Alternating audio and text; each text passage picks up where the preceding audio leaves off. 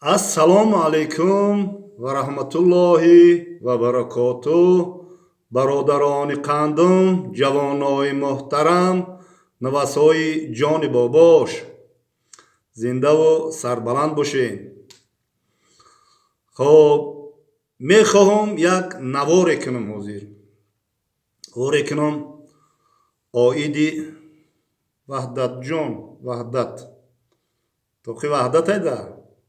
توقی وعده تا که توقی تاجیکستان میشه و ایروز پگاه خود وعده کردن توقی تاجیکستان رو میمونم میزنم خیلی نکی روز سخن ای وحدت میکنم ای وحدت جان میکنم یک روز خواستم همین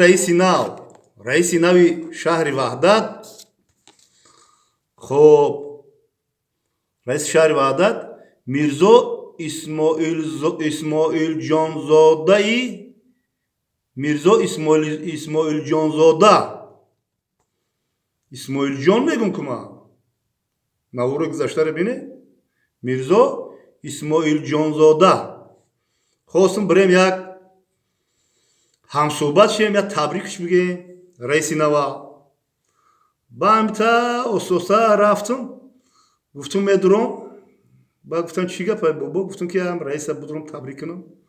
گفتن ای مجلس ای خیلی خیلی گفتم میرم با یگم روزگار خب با یک وقت شد با اومدم درم رفتم اونجا که اونجا یک بچه که دیگه بس سلام علیک کردم نامش پرویز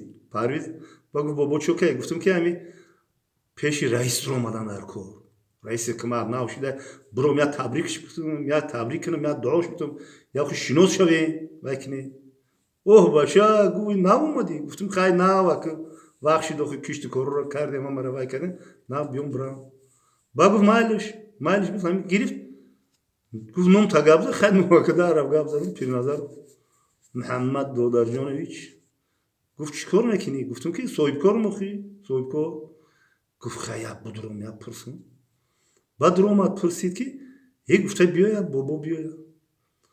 با گفتم چیکار کنم مخی برام یکم کاستوم بروک یکم گالسوک یک فرما یا خیلی چی کنم آخی رئیسی کنم یک گفت سوز فرمات کو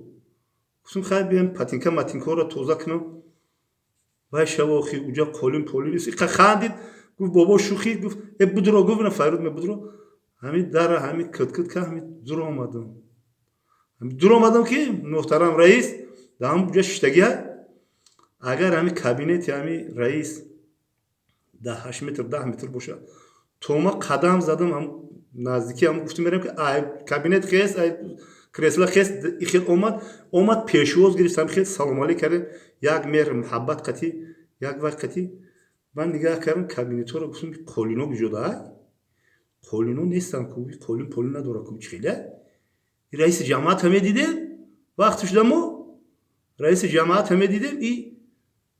خیلی همه کابینت رئیس جماعت یه رئیس حکومت بالا بوده خیلی باور که ما فقط حجت رقم و دلیل قطعی میزنم یک وقت هم یک جماعت که بیس جماعت سرکن مولی گپا شیردار کرده گپ زنم یک وقت یا پیش یا رئیس جماعت در اومدم باور که اگر پاتینکوتا توزه میکنی بعد اگر کم تلوی باشه بخیلک میپوشی با میدروی اوجاده او کابینت پولی غاوسی گلمان می خدره غاوسی هم پتی هم گلمان می خدره رئیس جماعت شیشته اگر بگوی والله قسم گفتی بلوگرو در همین کرسل شیشته هم خیلی تومت یا خچه میبیند درومدم میبیند قواقوش میدوزه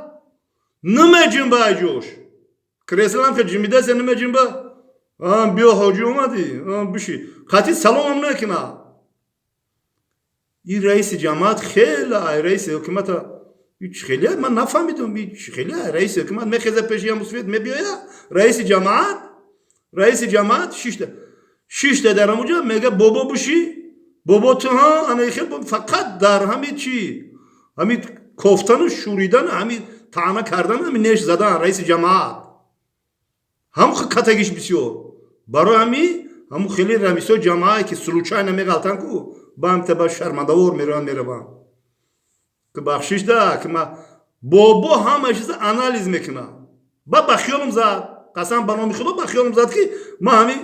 رئیس حکومت نگاه که معاملهش رئیس حکومت هم معامله رئیس جماعت نگاه که معامله رئیس جماعت بینی نه خودت بفهمی ما پون بالا بیگوری نگاه میزنم رئیس کاتگی رئیس جماعت میبینی یه باور که میگو که تمام که پیش رئیس حکومت در اومدم باور خسته اومده پیشواز گفت سلام علیک دوره یا چهره وای خطی انا کشوت قتی یا خنده قت پیشواز گفت با دا استادش نمیشینه وجدا با اومده جایی که اینه آدمو چی میشه کارگرا میشه که دایی بر اوشته که دایی بر ماشته که با صحبت کسی چی خیلی بفهمی مردک یا جورا دیدگی نباشه یا جورا خوندگی نباشه یا پستی و بلندی و زندگی را دیدگی نباشه رئیس حکومت میشه احسن باید کادرو ما کادروی خوب داریم با چاپلوس بگین اولی برای چاپلوس گفتن تو با رئیس حکومت ما حق نداریم بریم تبریک نه با چاپلوس میگن ولی اگه تا کمیتر چاپلوس میگن خیلی چیزایی میگن گفتن بگین که ما کم دیگه یاد گرفتم هزاران کاران رفتند و دادم هنوز هم موشن نمیگم ولی بعد کار میکنم با میگم نگین آخه رئیس حکومت ما تبریک کردم چیزی که ایستینی هست میدیم قالینایی که در کابینت‌های رئیس جماعت‌های در رئیس حکومت نبوده خیلی میرزا جان دا خیلی ما صحبت کردیم بسیار آدمی خوب بسیار آدمی چی صحبت کردیم پرسید بابا کدام جماعتی گفتم از جماعتی زینم گلیستان بعد گفت که رئیس جماعت نشده سعید جلال میشناسی گفتم میشناسم و رئیس تنظیم بود چی همکاری کنین گفت فقط همکاری کنین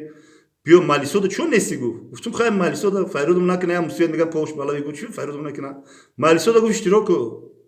رئیس حکومت مالیسودا اشتراک گفت بابا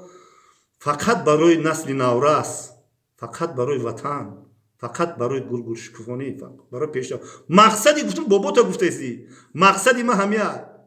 گفت که چی خدمت چی کم بودی گفتم همه 100% یگام کم بودی نیست بعد وای کرد گفت اول البته دعا دادیم با دعا دادن در کو دعای مادر دعای پدر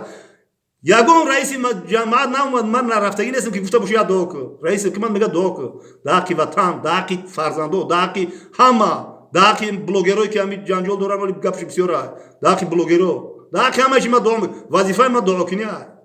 با رئیس حکومت دعا دادم میرزا جانو با برآمد تا دهنی در با خوش اومدی کرد احسن با این فرزندای برآمند تاجیک البته را مردک سیر پرای مردک دیدگی اجو که رئیس حکومت میشه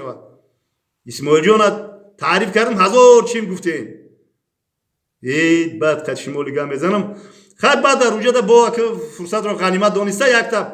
خب معاون اول خلیق دولت بسیار انسان خوبه با کم همین همسایه قشلو کم همین وای هم هست جورام هم هست کم جورام برادرم هم هست میرم پیش هم سریوز نکی هم سریوز نه میگم که که دولت من تو را تنقید کردم بوم میگه که حجیج گم نیست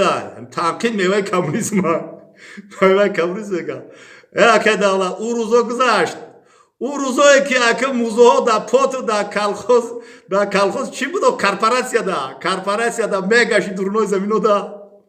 خدا نگهبان میشه شعری الله انم خیلی خدمت کردی انم خیلی درون لای و چال دا خدمت کردی انم خلق همی دستگیری کرد انم دعا داد همی بابا با هم وظیفه های بلند رفته خدا نگهبانتون با شعری الله همه وقت ما باید درگیردی همین فرزندای ملت درگیردی رئیس حکومت درگیردی معاون رئیس درگیردی کلونو درگیردی جنوبی اولی درگیردی حکومت درگیردی اوخی بچه چی بود شد جمع شدن در کو وطن آباد کردن در کو مقصدی ما همیه بابا پاد بالا بگور و مقصدی بابا نصیحت کردن های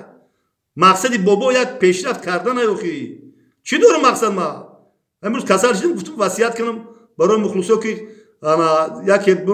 یکی نام برم گفتم که وای شوا گفتن یک گریپ هیچی نمیشه با پگم میخزی با میگن که بابا نمردی وصیت نکردم کم تر سخت نیست وصیت زنده سر بلند میشه